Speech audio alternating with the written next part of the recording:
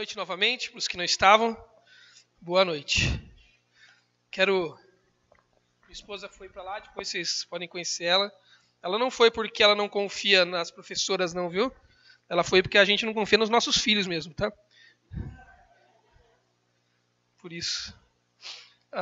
Eu quero só indicar, eu vi ali atrás, eu acho que é tão rico quando uma igreja se preocupa com literatura. Quero indicar, talvez você já conheça. Esse livro é muito recente. Acabou de sair, está R$24, porque eu estou indicando aqui, vai ficar exatamente R$24 ali atrás. Esse é o desconto. A Videira e a Treliça, ou a Treliça e a Videira, perdão, do Colin Marshall e do Tony. Esse livro saiu faz pouco tempo e a ideia da Treliça e a Videira é uma metáfora muito interessante que o autor faz. É um livro sobre discipulado, a perspectiva de um discipulado sadio. A treliça é aquilo que a gente tem, hoje em dia você não vê muito mais, aquelas parreiras de uva, né? Tem aquelas sustentações onde a parreira cresce. Então ele faz uma metáfora para dialogar discipulado, onde ele diz que muitas vezes na igreja nós nos preocupamos muito com a treliça e por isso focamos a vinha, a videira. Nós deveríamos nos preocupar mais com a vinha e menos com a treliça. É uma metáfora para a estrutura, para a organização e organismo que ele faz na igreja, e aí dizendo que o discipulado sadio é um discipulado que precisa reavaliar esse diálogo entre treliça e videira. Muito bom, se você é um livro muito prático, é para a igreja local. Se você gosta de pensar calvinismo ou a soteriologia, o Piper escreveu esse livretinho onde ele dialoga sobre os 5 pontos sobre a tulipe, né, como a gente chama, do Calvino, que não é nem do Calvino, quem fez isso foi os seus seguidores, né? Calvino nunca nem discutiu com o Armínio. Quando Calvino estava morrendo, o Armínio estava nascendo, né? Lá na frente, no Sinódo de Dort, que teve essa discussão, e aí eles formularam os 5 pontos do calvinismo que nem são do Calvino, mas refletem a teologia dele. E o Piper descreve os 5 pontos aqui de forma muito prática, muito dialogal, também muito para a igreja local. Eu falei um pouco hoje sobre a ideia da errade, da trindade na Bíblia, e esse livro aqui do Tim Chester também muito legal sobre conhecendo Deus Trino, porque o Pai, Filho e Espírito Santo são boas novas. Essa ideia de uma prática, de uma trindade que é funcionalmente prática para a igreja local, é um livro dividido em 3 partes, se eu não me engano. Ele discute na primeira parte a ideia de unidade, pluralidade, o Deus Trino. Depois ele faz um histórico também da patrística, se eu não me engano. Faz um tempo que eu olhei, mas ele faz um histórico da patrística também, lá como eles discutem trindade. E esse livro que eu acho fenomenal. Aliás, todos os livros da editora Nutra, que anda muito próximo do que nós dialogamos no SBPV, na Palavra da Vida, do Eduardo Elrut, Hábitos Escravizadores. O antigo nome dele, talvez você o tenha até, era Um Banquete no Túmulo. Aí eles mudaram, porque eles achavam... eram vícios, um banquete no túmulo, né? Aí eles achavam que a palavra vícios não dialogava muito. Eu achava lindo. Seria um banquete no túmulo, né? Mas aí eles mudaram para Hábitos Escravizadores. Encontrando esperança no poder do Evangelho. Muito prático para pessoas que lidam, sobretudo, com dependências químicas, dependências do alcoolismo. É um livro muito, muito prático, sobretudo para quem lida com alcoolismo. Ele tem uma parte teórica que trabalha com a essência do Evangelho e depois ele trabalha com essa ideia muito prática do alcoolismo, tá bom? Vale a pena você comprar, você investir, invista em literatura, isso certamente faz bem para a sua vida, tá bom? Leia a Bíblia e sempre leia um bom livro de um escritor que está escrevendo sobre a Bíblia. Abra sua Bíblia então em 1 João, capítulo de número 1.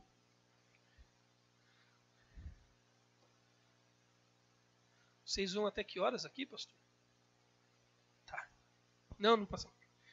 É bom sempre perguntar, né? Quando o pessoal ia pregar na minha igreja, quando eu estava pastoreando, igreja local, aí o pastor que ia pregar sempre perguntava, pastor, eu vou até que horas aqui? Eu falei, cara, pode ir a hora que você quiser, não tem erro não. Nós vamos embora às 9, né? Mas você fica aí. Eu te dou a chave, depois você fecha. A gente precisa ir embora às 9, né? Quiser pregar. Marcelo já leu, então eu não vou ler o texto de novo. Eu vou tentar explicar um pouco da carta. João é uma carta que não tem um destinatário específico. Ele escreve para os crentes. Provavelmente, quando João escreve essa carta, pelo tom amigável, amistoso, possivelmente João está escrevendo essa carta com pessoas na mente, pessoas de igrejas locais, pessoas, talvez, os primeiros a receptores daquela carta que João envia. Ele está em Éfeso, já está no final da sua vida, ele escreve ela simultaneamente, ou muito próximo ali da literatura de Apocalipse também. João é o escritor das cartas, também de um evangelho, e da carta de Apocalipse também, do escatos de Deus do final dos tempos. E João escreve com uma preocupação muito clara na sua mente para esses escritores, para esses leitores originais, que possivelmente são pessoas do seu círculo, pessoas que ele conhece, que ele alcança na mente dele, por conta possivelmente do tom amigável que ele tem, quando ele trata de filhinhos. Mas ele está escrevendo com uma preocupação muito sincera com a igreja daquele tempo, com a igreja do final do primeiro século da era cristã. Porque, como eu disse mais cedo, os apóstolos já haviam morrido. João era o último nessa dinastia apostólica que havia visto Jesus. O último escritor neotestamentário é João. E ele está vendo que a igreja tem se desenvolvido, a igreja cristã tem se desenvolvido no primeiro século, a igreja primitiva, e muitas ameaças surgem contra a igreja. Muitas ameaças pagãs, muitas ameaças de teologias e filosofias equivocadas que se contrapunham ao evangelho. E João escreve esta carta num tom muito pessoal e muito prático para aqueles crentes daquele tempo, sobretudo nas igrejas ali da Ásia Menor. A influência do gnosticismo, que era uma filosofia bastante presente, que se disfarçava de religião, estava ofendendo, afetando muito, muito a igreja primitiva. E João escreve com essa preocupação de dar àquela igreja, ou aquelas pessoas daquelas igrejas que iriam ler a carta, e para nós hoje também, a importância de um andar com Deus em Cristo Jesus como Cristo anda. Essa tônica, essa temática na carta de João, na primeira carta de João, é muito presente, do andar com Cristo. Ele fala muito, uma expressão que o apóstolo Paulo adora usar, essa expressão de encarnar a agenda de Deus na nossa história, na nossa vida. O finalzinho da minha porção aqui, que é o capítulo 2, verso 6, ele até termina dizendo: aquele que afirma que permanece nele deve andar como ele andou. Essa é a tônica da carta. João está falando, há uma agenda, há um paradigma, há um pressuposto. Essa agenda é de Deus em Cristo Jesus. Esse paradigma começa em Deus. Esse pressuposto é Deus revelado em Cristo Jesus de Nazaré. E se você olhar para ele e fizer como ele faz, andar como ele anda, você vai andar na agenda de Deus. Essa é a preocupação no Novo Testamento. Eu costumo dizer que a temática do Novo Testamento é imagem e semelhança. Porque foi como Deus nos criou no Éden. Foi exatamente o que nós perdemos na queda no jardim. A imagem de Deus foi distorcida. Deus nos fez para sermos uma perfeita linha de produção da imagem perfeita dele no mundo. Foi o primeiro advento de Fordismo e Taylorismo, estava lá no Éden. Ele nos fez para sermos uma linha de produção perfeita dele. Mas o pecado entrou na veia da humanidade. E o pecado colocou defeito nessa linha de produção. Mas Deus ama tanto a sua criação, que ele saiu de fora do tempo. Ele entrou, nós vamos ver em 1 João, ele entrou na cronologia dos fatos. Ele entrou na pessoa do seu Filho encarnado. E ele trouxe a nós a revelação da sua imagem. E Jesus Cristo no mundo é novamente as intenções da imagem de Deus visíveis e acessíveis. Por isso o assunto do Novo Testamento é imagem e semelhança. É o que a Bíblia fala o tempo todo. Com as nossas faces descobertas, contemplamos como por espelho a face de Deus e somos transformados de glória em glória. 2 Coríntios 3,18. Romanos 8,29. Ele nos predestinou para sermos conformes à imagem do Filho de Deus. Colossenses, ele é tudo em todos nós. Gálatas 4. Nós estamos sendo transformados à imagem de Cristo. Paulo fala, isso está acontecendo em dores de parto. Então, o assunto do Novo Testamento é que Deus, Filho no mundo, Jesus Cristo encarnado, é a imagem perfeita de Deus visível e acessível na história. E podendo acessá-la, nós podemos nos assemelhar à imagem perfeita do Filho de Deus e andar como ele andou. Essa é a tônica da carta. É um convite amigo, pessoal, no meio de uma geração de perigos que os crentes do primeiro século estavam vivendo, não diferente da nossa geração. O principal perigo daquela geração, como já disse, era a filosofia disfarçada de uma religião boa, chamada gnosticismo. O gnosticismo era uma mistura de religiões orientais místicas, de mistérios, com uma filosofia platônica dualista que veio da Grécia, com um pouco de arranjos judaizantes, com umas pitadas de algumas coisas do cristianismo, como vocabulário, a apropriação do personagem Jesus Cristo, que o gnosticismo traz para si também. Enfim, a ideia do gnosticismo era muito simples, que antes de todas as coisas, num lugar absoluto, há um absoluto chamado Deus, um divino. E esse Deus cria, a partir dele, o que o gnosticismo chamava dos éons, ele cria outras divindades que são fagulhas desse próprio Deus, emanações desse próprio Deus.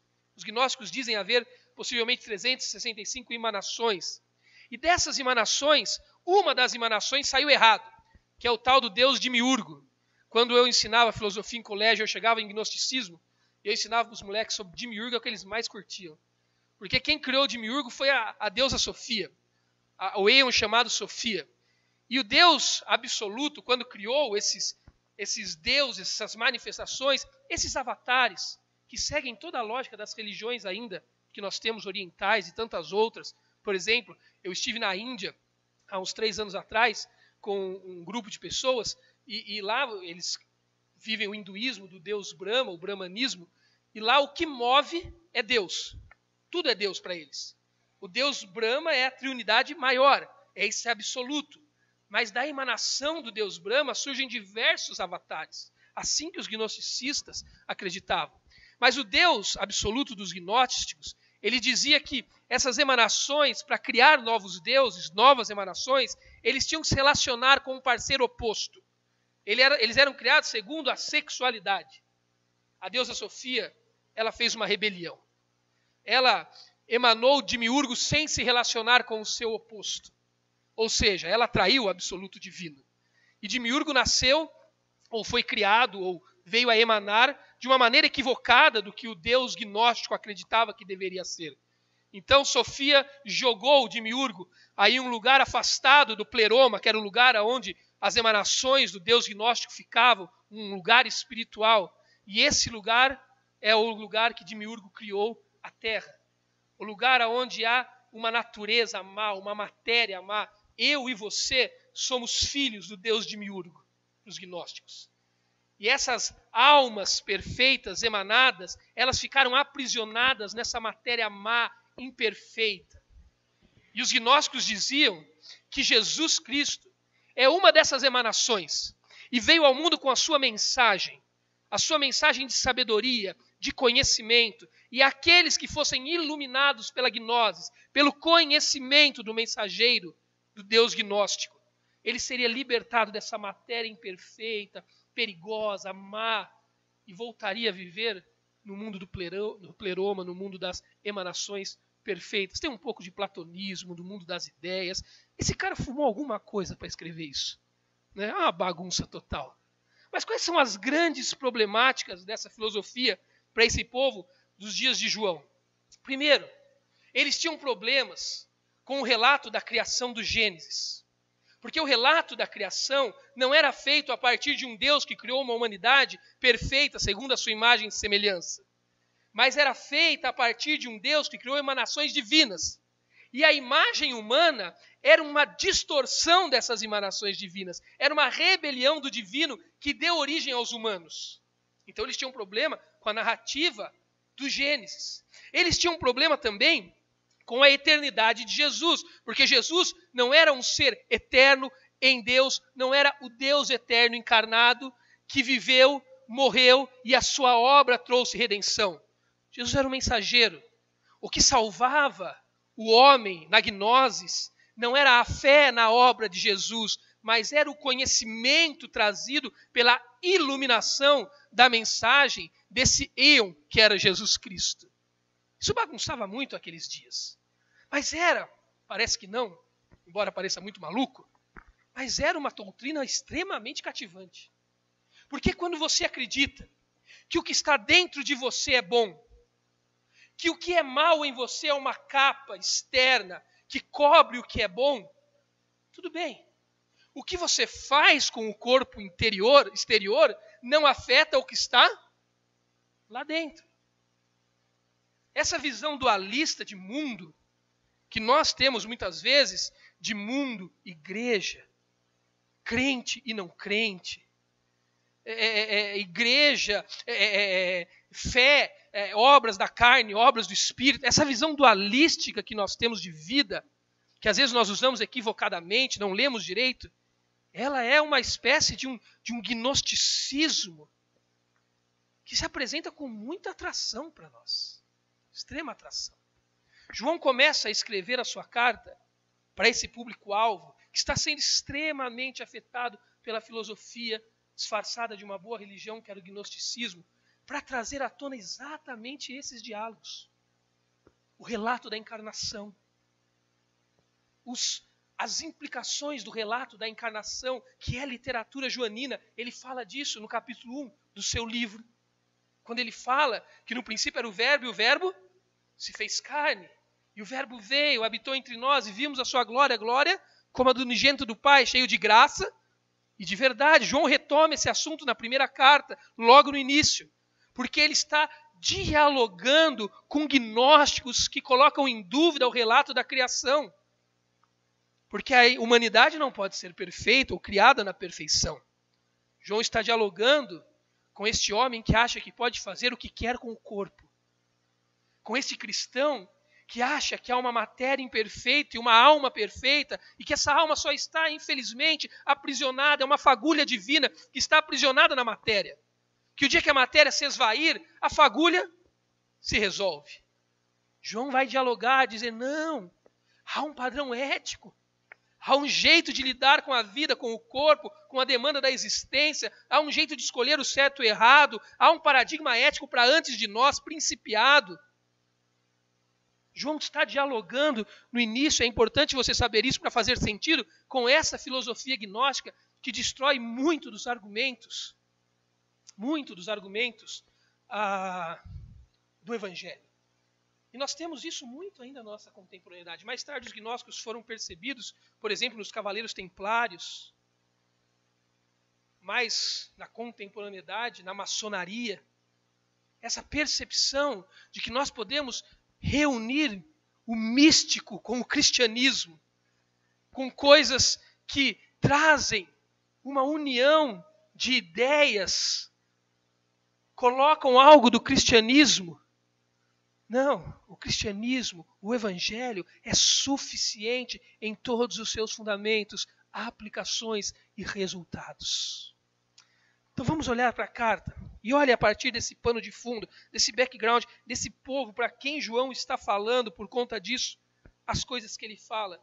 Isso vai ganhar cor para você agora. O que era desde o princípio, o que ouvimos, deixa eu dizer uma coisa antes. O verso 1 ao verso 4 é uma introdução que João faz. Ele vai entrar no assunto, a partir do verso 5, o assunto dessa dinâmica de um andar com Cristo, andar como ele anda, fazer o que ele faz, em contrapartida do que nós achamos que deveríamos fazer. Mas para dizer que há um paradigma principiado, há uma ética maior do que nós e para antes de nós, ele faz uma introdução extremamente interessante no livro. Trazendo primeiro à tona de novo os 18 versos da sua carta, que é do seu evangelho, no capítulo 1, e 3 versos da sua carta em Apocalipse. Ele junta tudo isso numa introdução de 4 versos, com uma capacidade incrível de escrever, e ele coloca todo esse conteúdo teológico aqui. Olha o que ele diz. O que era desde o princípio, o que ouvimos, o que vimos com os nossos olhos, o que contemplamos com as nossas mãos, o que contemplamos e as nossas mãos apalparam, isto proclamamos a respeito da palavra da vida. A vida se manifestou a nós, nós a vimos e dela testemunhamos e proclamamos a vida eterna que estava com o Pai e nos foi manifestada. Por aqui, por ora. João está falando, voltando ao seu assunto então do primeiro capítulo da sua carta a João, que já é uma releitura, ou uma reedição do que está em Gênesis capítulo 1, quando fala-se do princípio. Ele vai falar de Jesus Cristo, e ele fala, Jesus é o Deus eterno que estava no princípio de todas as coisas. Ou como Santo Agostinho fala no livro 11 das suas Confissões, ele é o ex nihilo. Ou seja, a palavra latina para a partir do nada. Ele está dizendo que esse Deus, que os gnósticos diziam que apenas era um mensageiro que vinha para trazer uma gnose, um conhecimento e libertar aquela fagulha divina de uma matéria má, ele não era isso. Ele era um Deus eterno que antes de tudo vir a existir, quando tudo era ex nihilo, ele já estava lá. Ele é o próprio dinamis da história. Ele está dizendo, antes do tempo ser contado em tempo, o próprio Cristo já era tempo em si mesmo. E quando ele veio a existir, quando ele contou o tempo, ele contou a partir da contagem que só ele podia fazer, porque ele é causa não causada. Tomás de Aquino, na Idade Medieval, lidou com essa questão, quando disse para nós que não há como haver uma regressão de causas infinitas. É exatamente o que Agostinho falou de ex nihilo. Tudo na vida tem uma causa principiada. Se você olha o meu celular e você diz, esse celular existe porque esse tablet existe. Esse tablet existe porque essa Bíblia existe. Essa Bíblia existe porque esse copinho de água existe. Uma hora você vai ter que achar alguma coisa que sempre existiu. É o axioma que na filosofia estudamos na disciplina da axiologia, que é um valor em si mesmo. Um valor sobre o qual não cabe questionamento, um valor que mais cedo ou mais tarde todos os cientistas num laboratório vão se ajoelhar diante dele e dizer, daqui para trás não há explicação. João está dizendo, Jesus é esse ser não explicado, ele é antes de tudo, ele é princípio, ele é realidade primeira. A palavra princípio é a palavra grega arque, que é um conceito da filosofia grega muito comum. Há um capítulo enorme na filosofia grega só sobre a arque, ou seja, a causa primeira de toda a existência. Se um dia você se encantar por estudar filosofia, lembre do que eu vou te contar. Toda a filosofia, ou toda a história do pensamento, ela discute uma única coisa.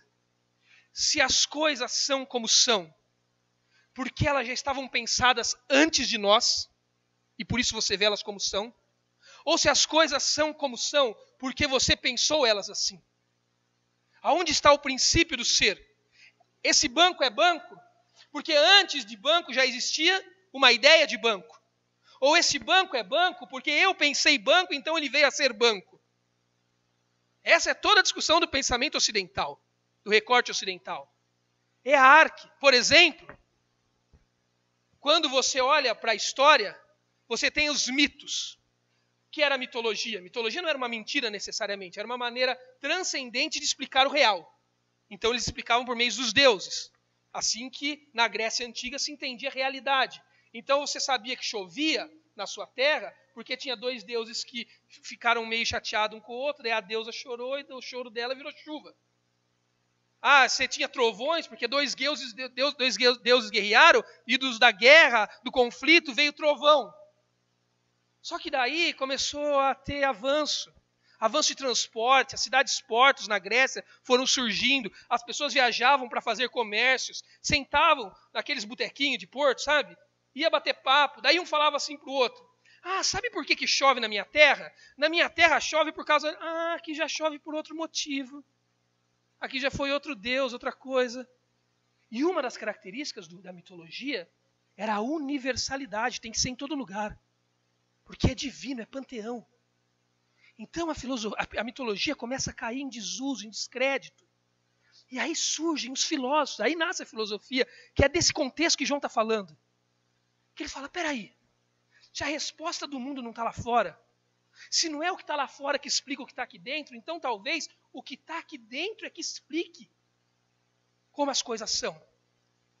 Então os filósofos, os chamados pré-socráticos ou naturalistas, eles foram atrás de descobrir a arque, o princípio primeiro. Se você pegar um livro de história da filosofia para ler, você vai achar uns nomes bonitos para pôr no seu filho. Anaximandro, Tales de Mileto, Xófanes. E cada um começou a achar um princípio primeiro para a realidade. Então um dizia, tudo veio da água. O outro dizia, tudo veio do fogo. Tudo veio da terra e junto eles formaram o Capitão Planeta. Mas daí eles descobriram também que o mundo não era tão perfeito como era. Aí veio Platão e falou, quer saber? Vamos voltar para trás? Não é Deus, mas é uma ideia perfeita de coisas. Aí veio Aristóteles. Falou, não, Platão estava errado. Vamos trazer de volta para a realidade. A ética não existe porque lá fora tem um pensamento ético. A ética existe porque eu me comporto assim. É um hábito que gera virtudes. Como ele escreveu a Nicômaco, seu filho, no seu famoso livro Ética Nicômaco.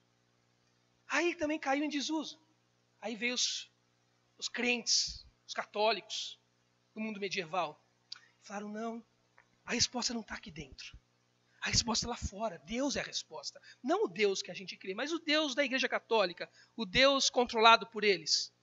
O Deus que dizia que falava sobre tudo, falava sobre ciência. Então dizia que a Terra não era redonda, era plana, para sustentar a teologia de que o inferno é embaixo e o céu em cima. Que falava sobre antropologia. Dizia que a mulher não tem alma, negro não tem alma, índio não tem alma. Então, mulher, você usa, negro você explora, e índio você explora, e negro você escraviza. Genial! Se você fala em nome de Deus, você tem a chave da terra. Acabou a filosofia medieval. Porque veio homens como Copérnico, Galileu, e desmentiram cientificamente tudo que a igreja sustentava teologicamente. E aí veio o renascimento por pensamento. O que nós conhecemos como modernidade. O homem agora é medida, é definição de todas as coisas. O pensamento não está mais lá fora com Deus. O pensamento está aqui com o homem. Nós construímos a história, nós selamos a história, montamos nela e evoluímos. Ordem e progresso.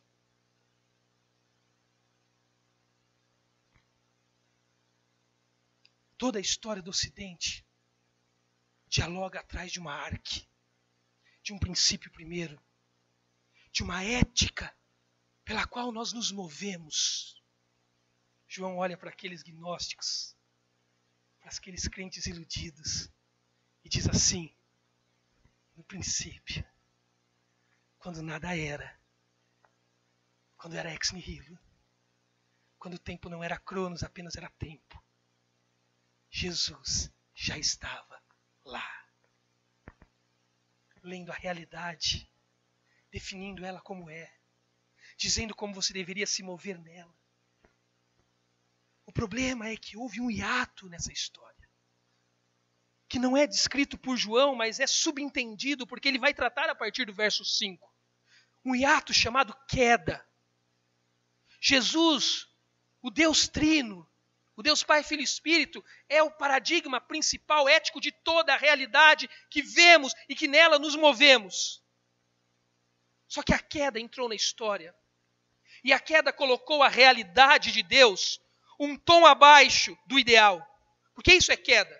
Queda é cair para baixo, é cair para um lugar inferior ao que foi proposto inicialmente. O homem caiu. Aquele paradigma principiado em Cristo, aquele Cristo que estava no princípio de todas as coisas, que era verbo, que falava e tudo vinha acontecer, que era a lógica ética na história, deixou de ser. Porque nós caímos. A nossa moral foi danificada pela queda. O nosso intelecto foi danificado pela queda. A nossa relação com o próximo, agora Adão culpa Eva. A nossa relação com o meio foi danificado. Agora Adão tem problemas para lidar com o solo do Éden. Eva tem problemas para dar à luz. Há uma realidade que não é mais ideal. É uma realidade abaixo do ideal de Deus. Abaixo do princípio, do paradigma primeiro. Então, o que Deus faz? Gênesis 3,15, conhecido na teologia como proto-evangelho. Deus olha para Adão e Eva e diz, eu amo vocês, Adão e Eva. Mas vocês não podem ficar aqui no jardim porque eu sou santo, vocês são pecadores. E um Deus santo não pisa no mesmo chão que homens pecadores como você, até que uma paga seja feita. Vocês vão ter que ir embora, Eva. Vocês vão ter que sair daqui, Adão. Mas eu vou sair do ex nihilo, do tempo que não é cronos, que não é contado, que não tem calendário. E eu vou entrar na história e no tempo que eu criei para contar, que eu registrei na história. E eu vou entrar na pessoa do meu filho encarnado. E vou chegar na história, na semente de Eva, na plenitude dos tempos, como diz Gálatas capítulo 4. E eu vou pisar a cabeça da serpente. E quando eu voltar a pisar a cabeça da serpente, aquela ética principiada, aquela realidade que joga a luz ao tempo e à história e que diz como a vida é e como deveríamos andar nela, vai ser de novo visível e acessível por todos na pessoa do meu filho, na imagem da minha vida, a vida eterna revelada nele. Sabe o que João disse para eles? Jesus não é só o princípio, mas Jesus é a convergência da história que cura um mundo caído. E ele chegou e sabe o que eu fiz? Eu vi. Eu peguei nele. Lucas, último capítulo de Lucas, verso 39. Jesus dizendo, olhem para mim, toquem. Está aqui, é esse texto. A mesma palavra que João usa, ele está retratando uma cena que ele viveu. Ele diz, espíritos não têm carne, não têm osso. Olhem, vejam, sou eu. É o João que está escrevendo o capítulo 21 do seu evangelho, descrevendo a cena de Pedro com Jesus. Quando Pedro tem aquele remember, lá pescando de novo, quando ele volta para pescar, lembra João 21? Quando Pedro está totalmente desiludido com a vida, porque Jesus prometeu derrubar Roma e não derrubou, nunca tinha prometido isso. E ele tinha largado a SA dele, os associados que ele tinha de pesca, com Tiago e João, fechou, desfez a firma. Daqui a pouco ele viu que a revolta dele não estava mais em curso. Sabe o que ele fez? Foi no cartório e reabriu. E disse, vou pescar. É o que eu sei fazer da vida. E Jesus chega à beira da praia. E Pedro está lá, pescando. E Jesus dá para ele a mesma ordem que havia dado no início do seu ministério. Ei, tem peixe? Não tem. Pescamos a noite inteira e nada. Joga a rede do outro lado. Ele joga aí, começa a borbulhar como da primeira vez, e eles começam a juntar, e eu acho tão lindo aquele texto, porque é como se Pedro parasse e dissesse, já vi isso em algum lugar? Ah, é um déjà vu. Ele olha para aquela praia e vê Jesus, e ele se joga na água, e ele vai até lá, João está falando, nós vimos o encarnado de Deus na história. Ele é o princípio da realidade, ele é antes de tudo, ele é a ética principiada, ele é quem joga a luz sobre o que é real e quem diz como devemos andar na realidade. A realidade foi danificada pela queda, estamos abaixo do ideal de Deus, mas Deus nos ama de tal forma que colocou o seu Filho no curso da história. Nele está a imagem do Deus eterno e dos princípios primeiros. Da ética como é no mundo fluido como o nosso, olhar Jesus como um princípio salva todas as coisas. João está dizendo, eu toquei no Deus encarnado e por isso eu posso contar a vocês. Eu posso manifestar a vida de João. Não é uma vida biológica, não é a bios, é a zoé. Há duas maneiras de escrever vida na Bíblia. A bios, que é essa vida que João disse, tocou. Esse Deus se fez bios. E João viu e tocou, apalpou. Mas ele apalpou uma vida que trouxe ao mundo a zoé de Deus. Uma vida que está para além da bios. Uma vida que é vida, definindo vidas. Verso de número 3. Nós lhe proclamamos o que vimos e ouvimos, para que vocês também tenham comunhão conosco. Nossa comunhão é com o Pai e com o seu Filho Jesus Cristo. João está dizendo, agora que vocês sabem de onde vem a vida, que a vida é antes do princípio, é o próprio princípio. Que Deus é a vida que determina a realidade e como deveríamos andar nela. A realidade sofreu uma queda, mas Deus invadiu a história com essa vida perfeita, demonstrando ela de novo sendo imagem perfeita. Trouxe de novo o padrão ético da história. E agora, eu e você podemos ter comunhão. E eu proclamo a vocês essa vida para que nós, os crentes do primeiro século, e nós aqui em São Bernardo do Campo, tenhamos comunhão. Sabe o que João está dizendo? Que a base da comunhão do corpo está na encarnação de Jesus Cristo. O que o Evangelho diz? Que nós devemos amar a Deus sobre e ao próximo. Jesus está dizendo que se eu amar ao Marcelo como eu me amo, já está de bom tamanho. Porque o Evangelho diz que nunca nenhum homem odiou a sua própria carne, antes dela cuida e alimenta. Mas eu posso amar o Marcelo com idolatria, como muitas mães amam filhos, pais amam filhos, porque a nossa visão é desequilibrada sobre nós mesmos.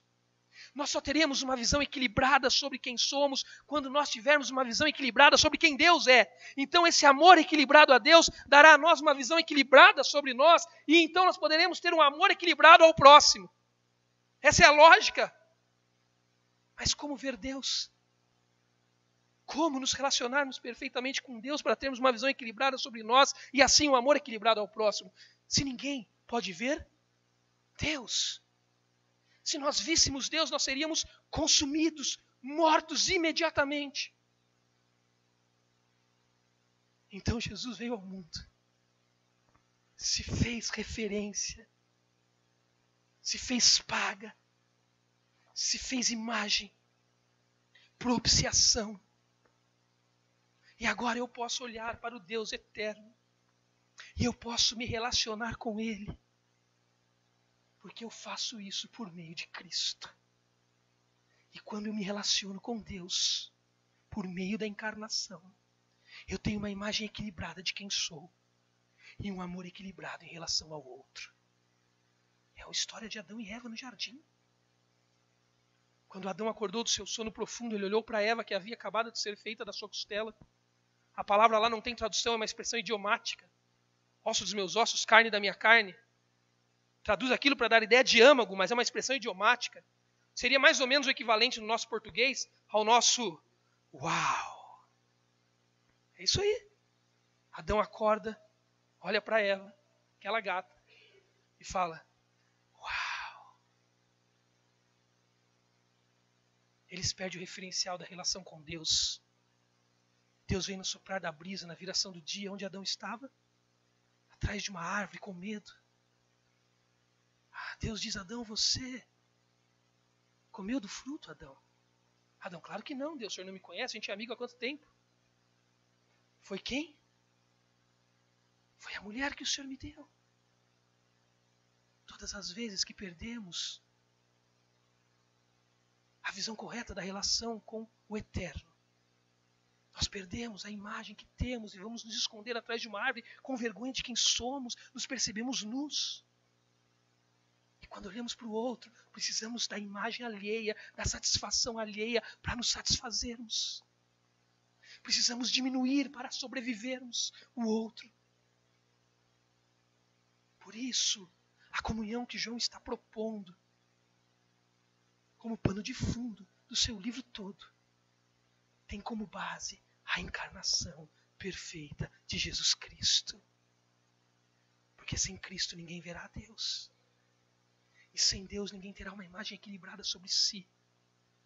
E sem uma imagem equilibrada sobre si, ninguém amará ao próximo como deveria amar.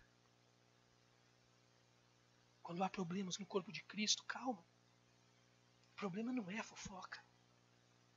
O problema não é o troco da cantina que veio errado.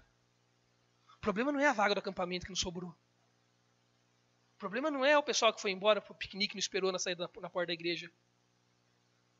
O problema é que há pessoas desequilibradas na sua visão sobre quem Deus é e por isso desequilibradas sobre quem são. A base da comunhão é a encarnação. E João diz, verso 4, estou escrevendo isso para que vocês não sejam tristes, para que completem a sua alegria. É para ter vida boa, vida plena. Nós ansiamos por comunhão, fomos criados para sermos seres sociais, relacionais. Mas você precisa de princípio ético. A queda tirou. Mas Jesus na história devolveu a imagem. Olhe para Ele e você saberá como as coisas são e como você deve andar nelas. Porque essa base da encarnação sustenta toda a base de um andar na existência. E se você entender isso, isso vai completar a sua alegria. Agora que João falou isso, essa pequena introdução, João vai dizer para você: ande nessa luz que foi revelada.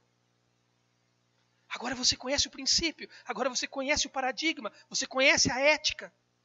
E ele começa com o verso 5 com um aforismo, com uma declaração absoluta. E depois do verso 6 ao verso de número 10, ele faz 3 negações, ou afirmações mentirosas, que têm que ser contrapostas com o evangelho. Olha só, essa é a lógica da construção. Deixa eu tentar te explicar. Verso 5. Esta é a mensagem que dele ouvimos e transmitimos a vocês. 2 pontos. Vem o aforismo de João. Deus é luz e nele não há treva alguma. É uma afirmação que João faz. Você entendeu que ele é princípio? Você entendeu que ele é o Deus na história para curar a queda, o nível abaixo do ideal? Você entendeu que eu apalpei ele? Eu vi a Zoé de Deus no mundo. E eu estou contando para você que ela é a base de toda a relação da existência. Se alegre nisso. Sabe por quê? Porque essa luz está entre nós. João capítulo de número 8, olhe lá. João capítulo de número 8. Verso de número 12, falando novamente ao povo, Jesus disse: eu sou a luz do mundo. Quem me segue nunca andará em trevas, mas terá a luz da vida. Ele diz: olhe para Cristo.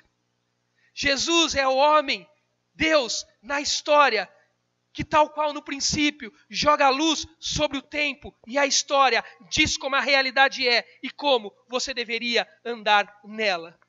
E quando você olha para Cristo, você descobre uma coisa fenomenal de João: que as trevas não são reais, que as trevas não são substância, que a treva é apenas a ausência do ideal perfeito, do paradigma primeiro. Trevas é apenas a ausência de luz. Trevas na vida é apenas a ausência do Deus na história.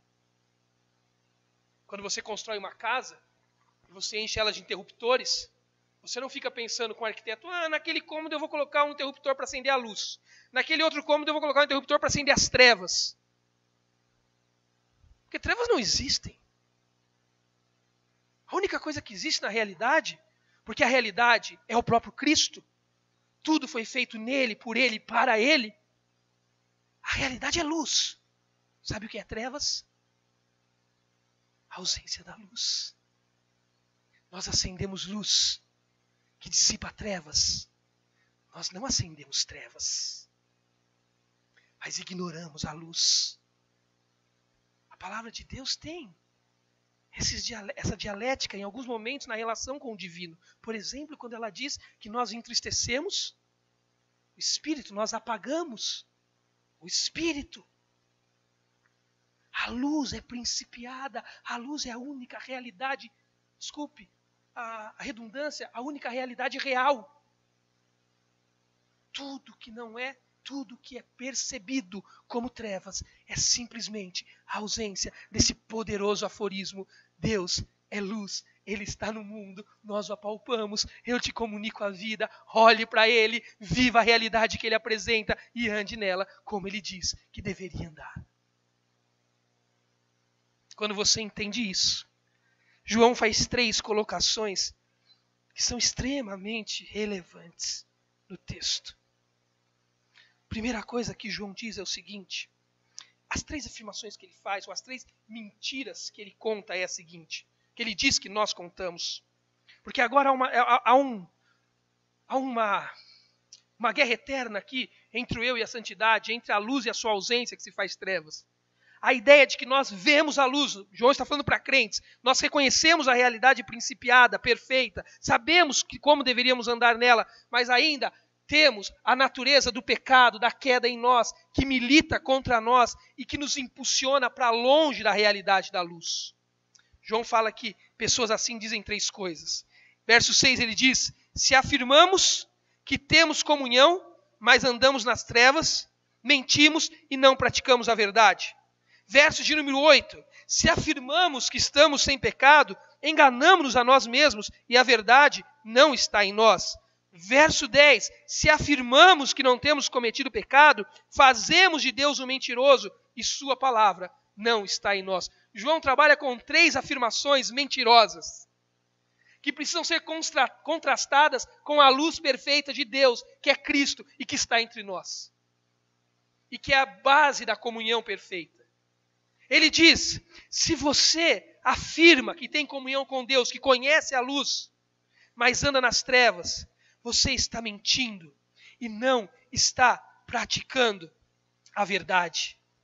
O que João está dizendo para nós é que por vezes, nós que conhecemos a luz, que dizemos andar nela, nós fazemos compromissos com paradigmas, com princípios de realidade, que é o contraponto que produz a ausência de luz em nossas vidas. João está dizendo que viver uma vida como Cristo viveu é mais do que dizer que crê no que Cristo diz que é a realidade. Mas é andar como Jesus anda na realidade que Ele propõe.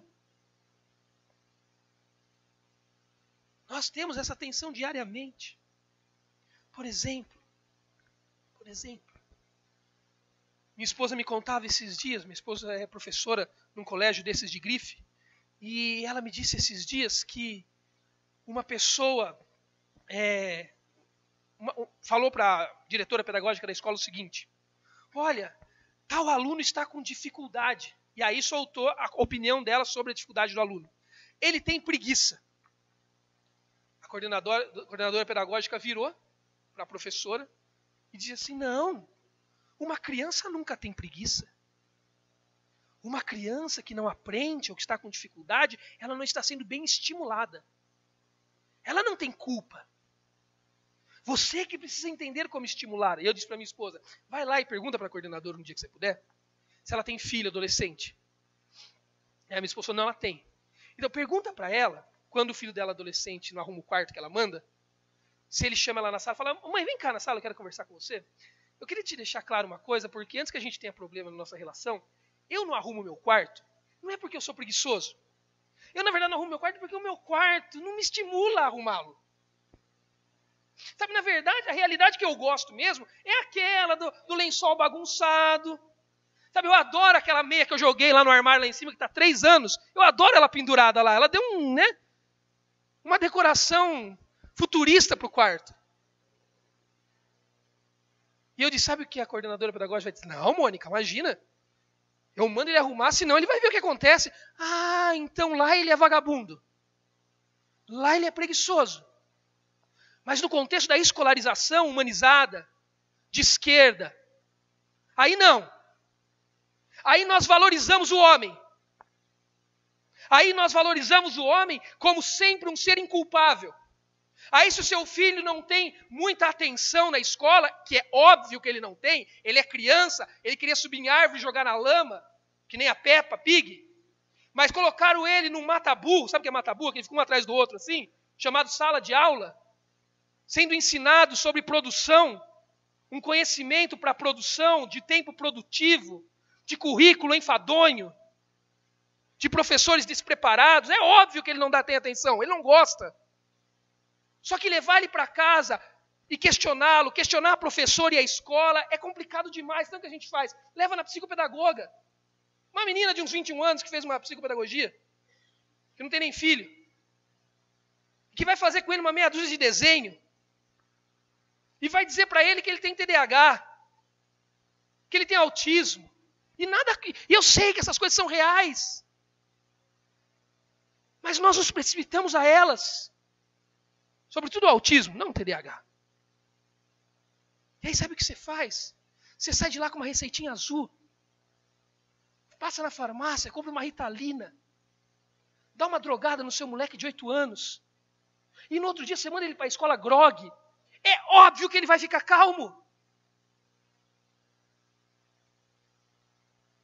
Porque ninguém tem coragem de dizer para esse menino, você é pecador. Há uma realidade principiada antes de você, que define como a realidade é, como a ética é e como você deveria andar nela. E nós vivemos como crentes em Jesus nessa dinâmica de existência. Nós olhamos para a educação como redenção. Nós olhamos para a carreira como redenção. Nós olhamos para o casamento como redenção. Dizemos que andamos com Cristo, mas criamos a nossa própria realidade de existência. Questione.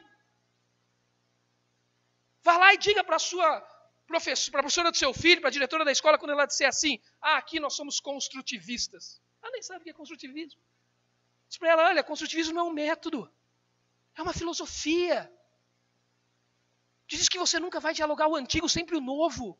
Porque o antigo é velho, é opressor, é para oprimir os pobres. Isso é mentira.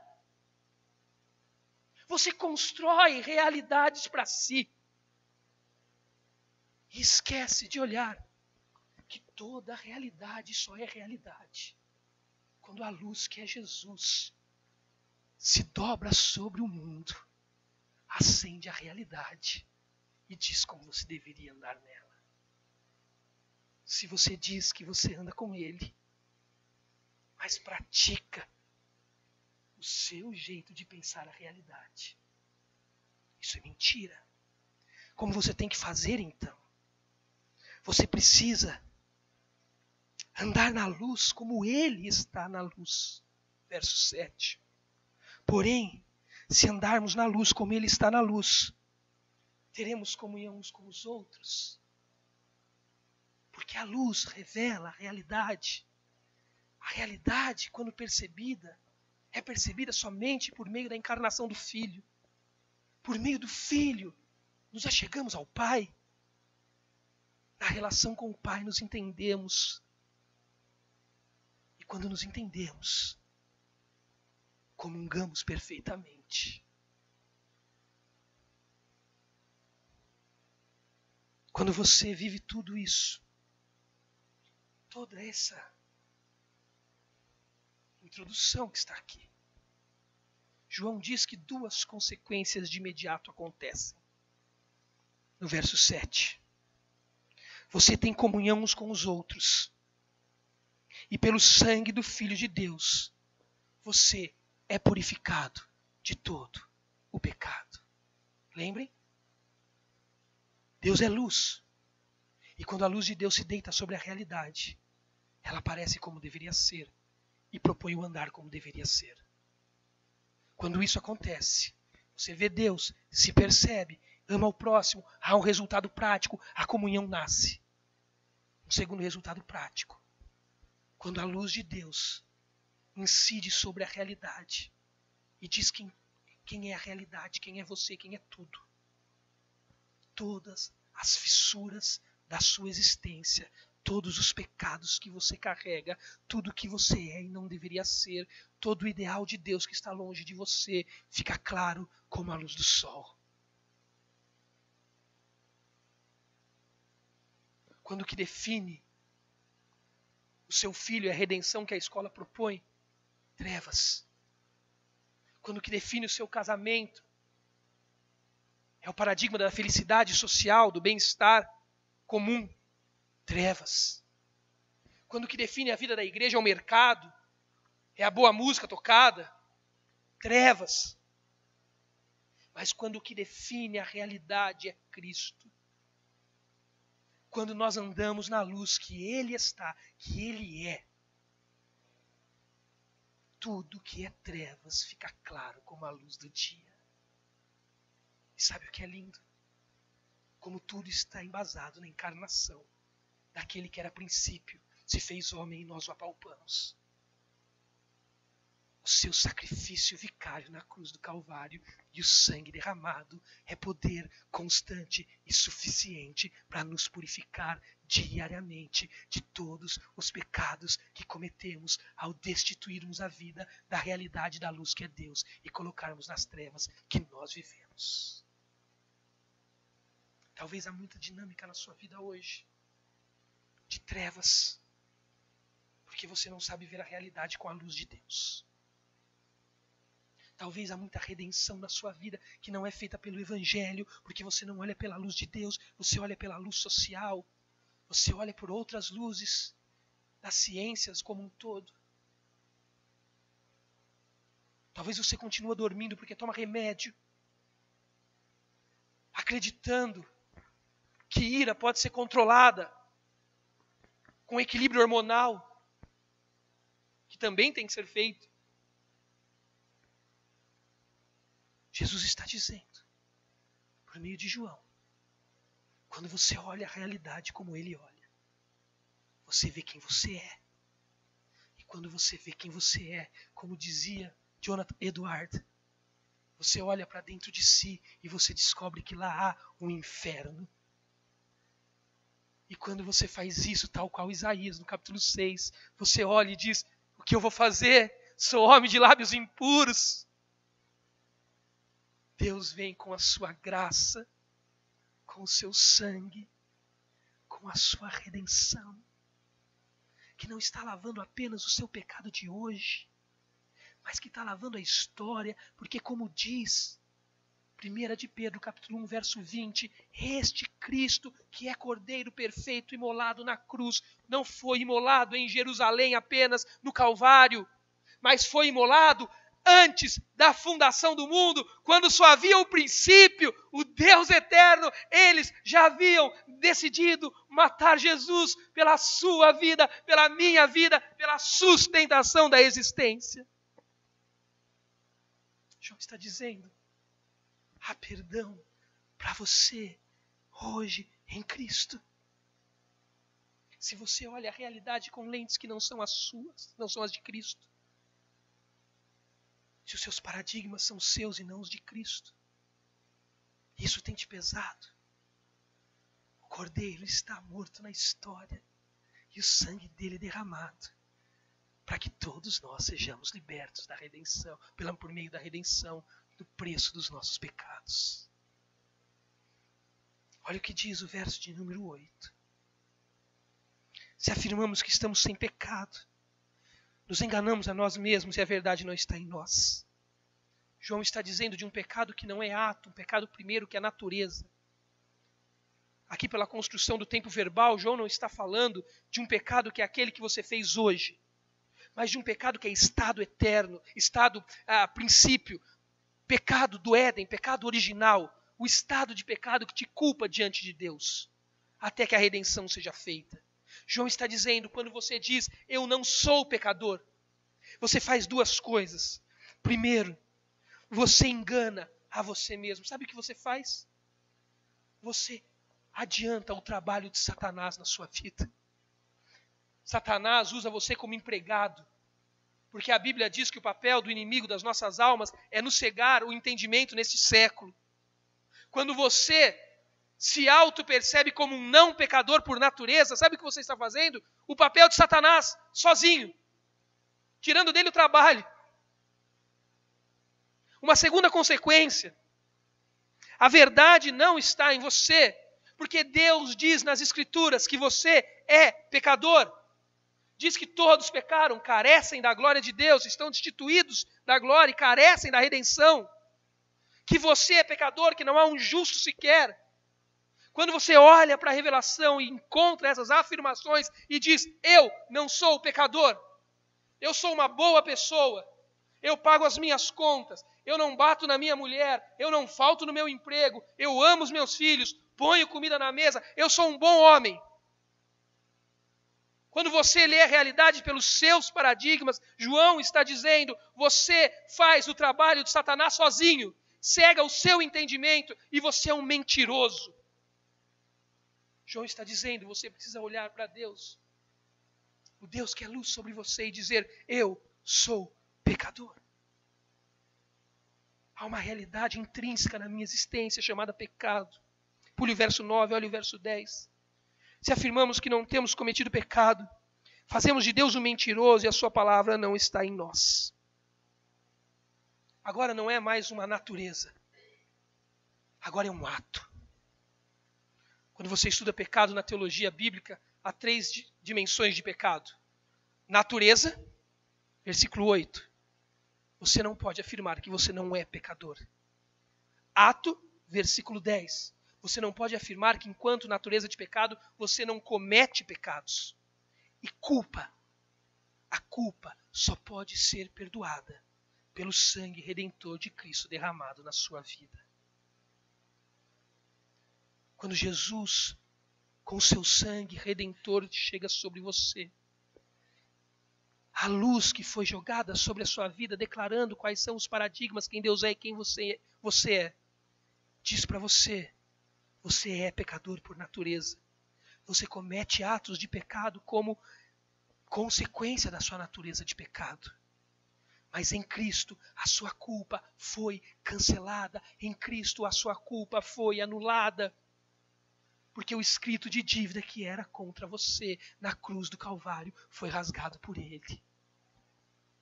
Sabe o que você pode fazer agora? Como conhecedor da realidade de Deus, com a luz dele incidindo sobre a realidade, você pode fazer o que está no verso 9. Você pode confessar os seus pecados. Quando diante da realidade de Cristo, você opta pelas trevas, realidade sua. O texto famoso das Escrituras diz: se nós confessarmos, Ele é fiel para nos perdoar com a sua justiça. A palavra confessar aqui é a palavra grega homologel, que dá a ideia na língua portuguesa, no nosso vernáculo jurídico, para homologação. Quando um magistrado, um juiz, alguém detentor, legislador, ele chega até você por meio de um pedido, de uma petição, e ele homologa ou não a sua tese, o seu pedido. Como advogados se relacionam com o judiciário. O advogado vai até o fórum, leva a sua petição, protocola, e o juiz vai olhar aquilo, vai ver a tese, vai ver a sustentação da legislação e vai dizer: eu homologo ou não, eu concordo ou não com o que você está dizendo. Sabe o que é confessar pecados? É homologar com Cristo. É olhar para Deus, o Deus do princípio, que também se fez o Deus da história, curou a queda, fez a sua encarnação ser base de sustentação da realidade dos relacionamentos, que é luz incidindo e dizendo como a realidade é e como deveríamos andar. O Deus que diz para nós: não é trevas, é luz. O Deus que diz para nós: há perdão para aqueles que andam nas trevas. Então agora você pode olhar para mim e dizer: Senhor, eu não quero as trevas da minha vida, eu concordo com a sua luz, eu concordo com o seu andar, eu concordo com os seus passos, eu homologo com o Senhor, nós vamos andar na mesma agenda que você, o nosso Senhor Jesus, anda. Não é uma religião de esforço, é uma religião de sangue e redenção. Por isso que no capítulo 3, de forma tão linda, da primeira carta de João, que vocês ainda vão olhar, lá no verso de número 11, ele diz: esta é a mensagem que vocês ouviram desde o princípio, que nos amemos uns aos outros. Não sejam como Caim, que pertenceu ao maligno e matou seu irmão. E por que o matou? Porque as suas obras eram más e as do seu irmão eram justas. Incrível, né? João traz à tona a ideia de Caim e Abel, aquele evento de Gênesis capítulo 4. Lembra o que aconteceu com Caim e Abel? Eles estavam fora do Éden, não havia mais uma religião com Deus sem barreiras, eles precisavam criar uma propiciação sacrificial. Caim levou uma oferta a Deus. E que era a oferta de Caim? Os primeiros frutos da plantação, do cultivo. Os primeiros frutos do seu esforço. E o que Abel levou? Um animal morto. Sabe o que Caim não havia entendido? E que o deixou irado? É que na história da redenção, a religião de Deus jamais seria uma religião de esforço humano, mas seria uma religião de sangue, de um cordeiro que se entrega sem gritar em favor de mim e de você. Isso é a religião de Deus. Eu não sei o que você faz. Eu não sei quanto você ganha, quão bom você é. Quantas coisas legais você tem feito. Mas deixa eu te dizer uma coisa.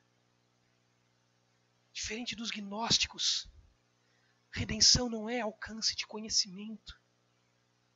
Diferente dos epicureus, dos estoicos, daquelas filosofias que Paulo lida.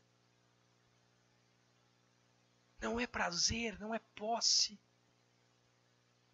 Redenção na história só acontece pelo derramar do sangue de um animal sem mancha, sem mácula, de um cordeiro perfeito que se coloca em seu lugar, morre em seu favor. Os finais dos versos, do 1 ao 6, João está dizendo para nós o seguinte. Ele acabou de nos contar que é uma realidade que começa em Deus e termina nele. A queda tirou o ideal. Mas Cristo veio ao mundo trazer de novo esse ideal, o real, a luz. João viu, apalpou, está comunicando que Deus é luz. Que diante da luz só anda nas trevas quem quer. Se você diz que não é pecador, você mente. Se você diz que você não comete pecados, você mente. Mas se você entende que Ele é a luz e que nele todos os seus pecados foram perdoados, o da sua natureza e os dos seus atos, constantemente, então você pode olhar para Ele e dizer, eu confesso, eu concordo com a realidade como você diz que é, Senhor, e eu vou concordar e andar como você anda. Diante de um perdão tão perfeito e tão altruísta como o de Deus por meio de Jesus, João diz que é um grande perigo de crentes como esses e como nós, tratarmos com levianidade a vida cristã. Aliás, os crentes em Roma falaram isso para Paulo. Se Deus perdoa, então vamos pecar. João está falando, não, meus filhinhos, acabei de escrever tudo isso para que vocês não pequem. Como dizia Lutero no seu livro Nascidos Escravos, antes de Cristo, vocês não podiam não pecar. Em Cristo, vocês agora podem não pecar. A luz, a padrão ético perfeito. Mas vá que você peque, porque a natureza é contra nós. Ele é a propiciação pelos nossos pecados, que lindo. Não somente pelos nossos, mas também pelos pecados de todo mundo. Sabemos que conhecemos se obedecemos os seus mandamentos. Há paradigmas principiados. A lógica de Deus na história, o logos dele não só foi falado na criação, como foi registrado na história por meio de um texto sagrado. Há mandamentos de Deus que principiam a realidade como ela é e como nós devemos andar nela. Aqueles que amam a Ele, que entendem a sua luz, que buscam não pecar, mas também que entendem a graça, o tamanho da responsabilidade que tem de usufruir do sangue que perdoa. Esses anseiam por andar nos mandamentos de Deus, por cumprir, por obedecer a verdade.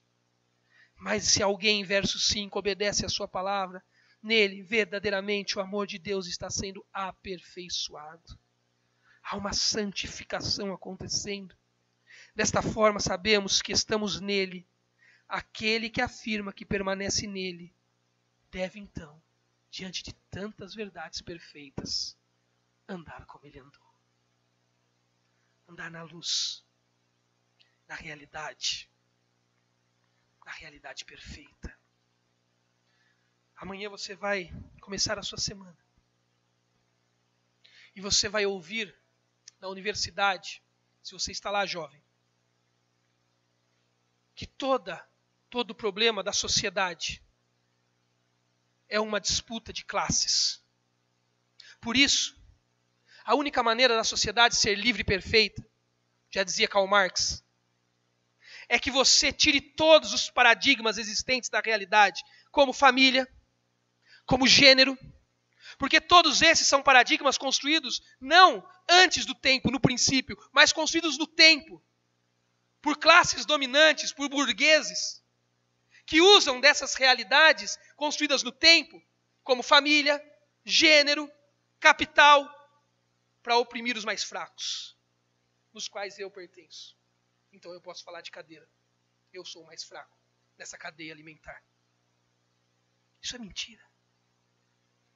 Porque paradigmas de família, paradigmas de gênero, não foram construídos na modernidade a partir do século XVII.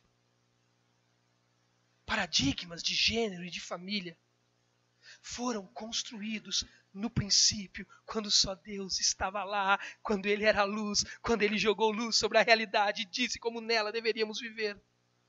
Óbvio que a vida é assim, houve uma queda, mas Ele te ama tanto, que Ele se fez homem, deixou que João o apalpasse para revelar, para manifestar a sua glória.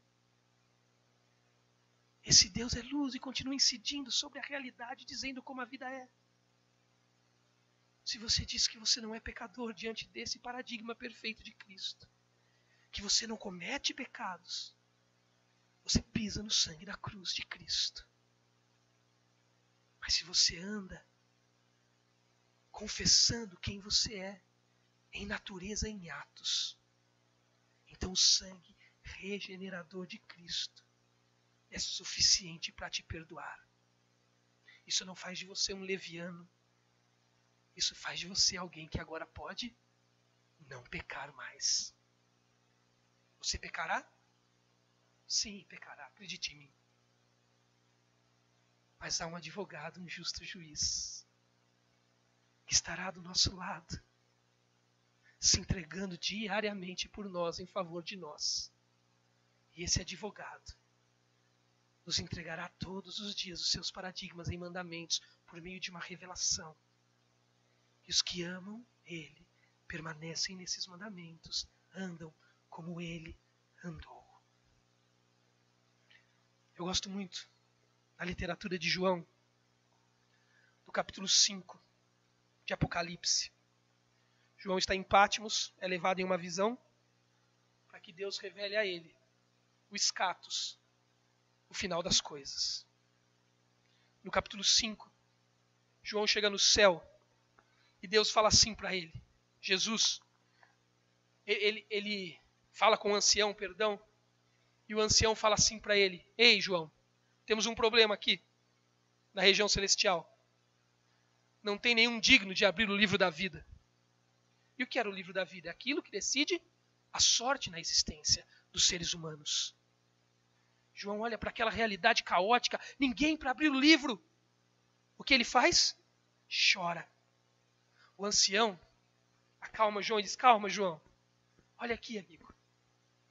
Tá vendo ali, ó? Tá vendo? O leão da tribo de Judá que venceu e vem vitorioso. Calma, ele é digno de abrir o livro. Ele vai abrir, João, o livro da vida. João olha e diz: Tô vendo. Eu fico imaginando a cena. O João lá em pranto, chorando, o ancião pegando ele pelo rosto, falando: Olha, João, olha lá, ó. Olha o leão da tribo de Judá. João olha e diz: Tô vendo. E o que ele responde? O Cordeiro de Deus, que esteve morto e agora vive. Eu sempre acho que ou esse ancião está muito ancião e está meio míope, ou João, que é meio esquizofrênico. Porque ele mostra leão, que vem vitorioso, e João enxerga cordeiro que morre. A única resposta que eu tenho para essa, e confesso não é muito teológica, mas eu adoro, é a seguinte: que os do céu, como era o ancião, João não, João era um terráqueo em visão, que os do céu já veem um leão que venceu para abrir o livro da vida. Mas nós, os da terra, só vimos e apalpamos um modelo que é feito um cordeiro, que em obediência e sem reclamar, vai a um matadouro redefinir ou rearranjar toda a realidade da existência, para que andemos nela como Ele andou. Senhor Jesus, sou tão grato pela Tua palavra, Deus. Grato porque eu e meus irmãos não somos reféns dessa realidade caída, desses paradigmas inventados por mentes humanas e construídos por mãos humanas. Mas nós somos herdeiros da redenção do Cristo, da possibilidade de olhar a realidade por meio da luz que é Deus, revelada em Cristo Jesus. Nos ensina a olhar o mundo como o Senhor olha, pela luz do Senhor. E quando fizermos isso, nos ensina a sermos sensíveis para nos percebermos totalmente decaídos diante desta luz. Nos ensina, Jesus, a perceber que somos pecadores, que cometemos pecados, mas nos ensina a percebermos que somos totalmente perdoados e alcançados pelo Teu sangue que nos purifica. Obrigado pela oportunidade hoje de podermos chegar ao Seu trono de graças com ousadia por meio de Cristo e confessar e homologar toda a nossa vida com o Senhor. Não nos faz levianos diante de tamanho presente, mas nos faz responsáveis por tamanho sacrifício. Nos ensina a viver a vida da possibilidade do não pecado. Mas obrigado, porque na queda, no pecado da nossa imperfeição, o Senhor é nosso advogado, que intercede por nós, nos reorienta nos seus mandamentos, que nos ensina a permanecer em Ti e que carinhosamente nos convida mais uma vez a reinaugurarmos a nossa caminhada segundo a Sua caminhada. Obrigado por essa igreja, pelos pastores dela e pelo Teu texto sagrado que será exposto ao longo desses domingos aqui. Em Teu nome que eu oro, agradecido. Amém.